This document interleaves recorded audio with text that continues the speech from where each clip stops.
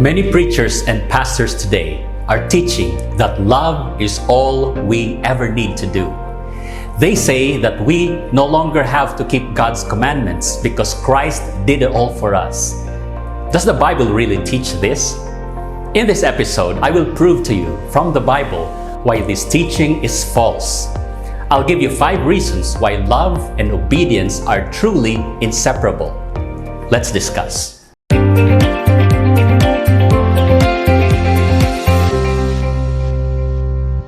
In our last episode, we saw that God's grace doesn't give us license to sin. We learned that true saving grace will motivate us to live a holy life. But there is a third false dichotomy, another either-or fallacy. Love alone. You don't have to keep God's commandments. Obedience to God's laws is tantamount to legalism and trying to earn your salvation by works. But what does the Bible really say? Is it true that love is everything we need? Is it true that obedience is legalism since there's no longer a need to keep any of God's commandments? Well, here are 5 biblical truths about the connection between love and obedience. Number 1, God is faithful and merciful to those who both love and obey Him. Exodus chapter 20, verse 6. Here we see God showing mercy to thousands, to those who love me and keep my commandments. This is repeated in Deuteronomy 5, verse 10. Deuteronomy 7, verse 9. Therefore, know that the Lord your God, He is God, the faithful God who keeps covenant and mercy for 1,000 generations with those who love Him and keep His commandments. Nehemiah chapter 1, verse 5. And I, Nehemiah, said, I pray, Lord God of heaven, O great and awesome God, you who keep your covenant and mercy with those who love you and observe your commandments. Daniel 9, verse 4. And I, Daniel, prayed to the Lord my God and made confession and said, O Lord, great and awesome God, who keeps His covenant and mercy with those who love Him and with those who keep His commandments. Clearly, we see that love and obedience, keeping God's commandments, are connected. Number 2, love is the fuel, the motivation that powers our obedience. Deuteronomy chapter 11, verse 1. Therefore, you shall love the Lord your God and keep His charge, His statutes, His judgments, and His commandments always. Romans chapter 13, verse 8 to 10. Owe no one anything except to love one another, for he who loves another has fulfilled the law.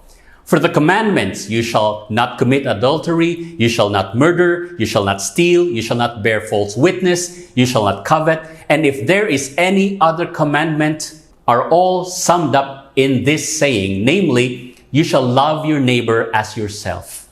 Love does no harm to a neighbor. Therefore, love is the fulfillment of the law. If we have love, we will obey. If love is what motivates us, it will automatically lead to obedience. You can't separate them. They are forever linked together. Sure, it's possible to have obedience without love, such as religions based on fear, but you cannot have true love without obedience. This leads us to our third point. You cannot say you love Jesus or Yeshua without also obeying Him. John 14, verse 15. He said, if you love me, keep my commandments. In John 14, 21, He said again, he who has my commandments and keeps them, it is he who loves me. And he who loves me will be loved by my Father, and I will love him and manifest myself to him. John 15, verse 10. If you keep my commandments, you will abide in my love, just as I have kept my Father's commandments and abide in His love. Point number 4. The true definition of love is obedience. It is God's love language. 1 John 5, verse 2 to 3. By this we know that we love the children of God when we love God and keep His commandments. For this is the love of God, that we keep His commandments, and His commandments are not burdensome. 2 John 1 verse 6. This is love, that we walk according to His commandments. This is the commandment, that as you have heard from the beginning, you should walk in it. But some might say, yes, I believe in obeying Christ's commandments, but I don't need to obey the 10 commandments because those are the laws of Moses, not of God or Jesus Christ. Point number 5. The 10 commandments are not the laws of Moses, but the laws of God. Listen, who spoke the words of the 10 commandments? Let's read Exodus chapter 20 verse 1.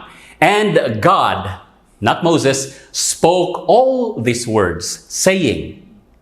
So God spoke the words of the 10 commandments, not Moses. Exodus chapter 31 verse 18. And when He, that's God, had made an end of speaking with him, that's Moses, on Mount Sinai, He gave Moses 2 tablets of the testimony, tablets of stone written with the finger of God. Moses reiterated this very incident to the next generation of Israelites in one of his farewell messages. Deuteronomy 9 verse 10. Then the Lord delivered to me 2 tablets of stone written with the finger of God, and on them were all the words which the Lord had spoken to you on the mountain from the midst of the fire in the day of the assembly. So, who wrote the words of the 10 commandments? Moses? Nope. Once again, God did. Exodus chapter 34 verse 28.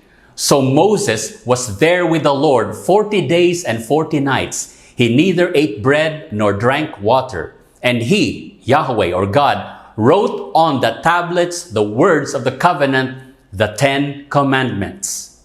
Again, it is not Moses who wrote the words of the covenant. God or Yahweh did.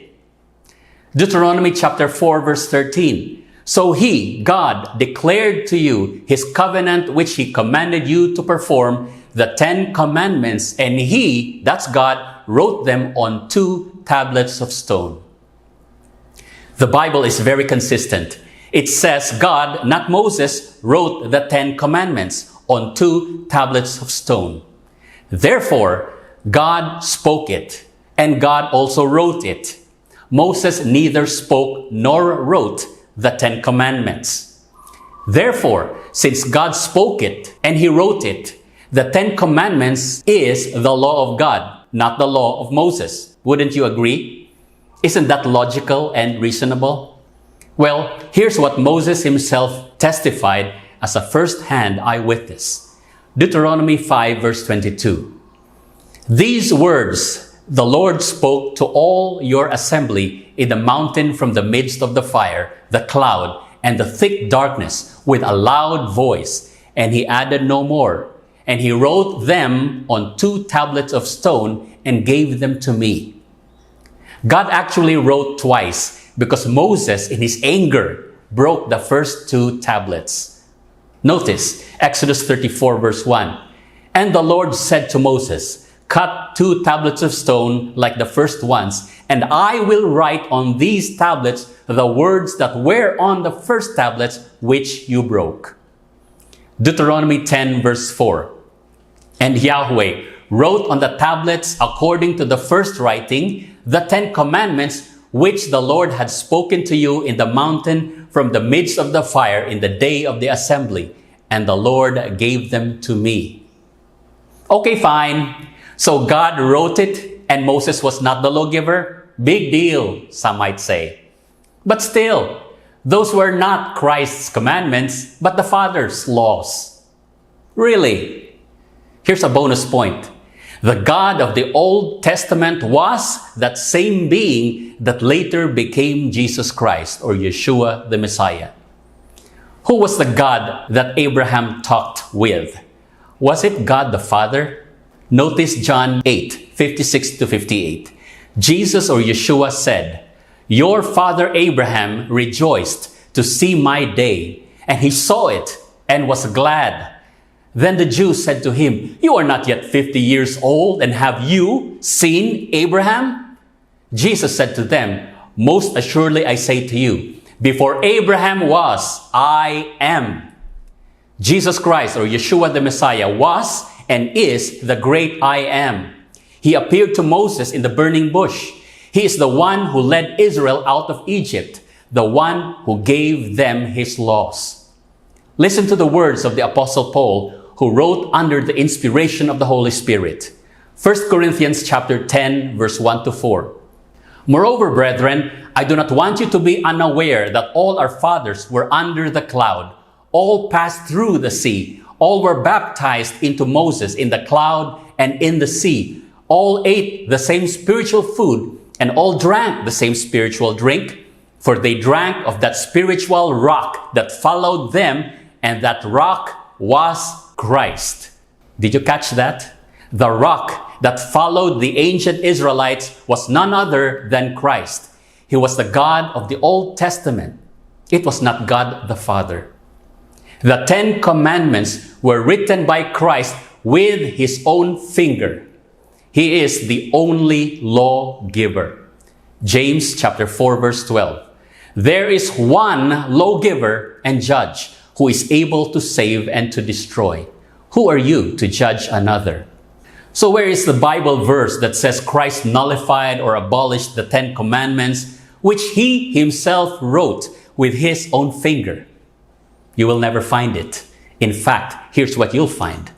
Matthew 5:17 to 19. "Do not think that I came to destroy, nullify, or abolish the law or the prophets. I did not come to destroy, but to fulfill. For assuredly I say to you, till heaven and earth pass away, one jot or one tittle will by no means pass from the law, till all is fulfilled. Whoever therefore breaks one of the least of these commandments and teaches men so shall be called least in the kingdom of heaven. But whoever does and teaches them, he shall be called great in the kingdom of heaven." Many people assume that when Christ died on the cross, all was fulfilled. Thus, the law has been abolished. But that's a big mistake. Not everything has already been fulfilled. Christ taught that the law of God would be in effect as long as heaven and earth exist. In conclusion, we have seen that love and obedience are inseparable. They are like two sides of the same coin, or two links in a chain. You simply cannot have love without obedience. In our next episode, we will examine the fourth and final false dichotomy, Christ's role versus ours. Be sure to watch that episode. So until next time, this is Daniel Macrick of BiblicalTruths.tv, reminding you to always be growing, to always be giving, and to always be grateful.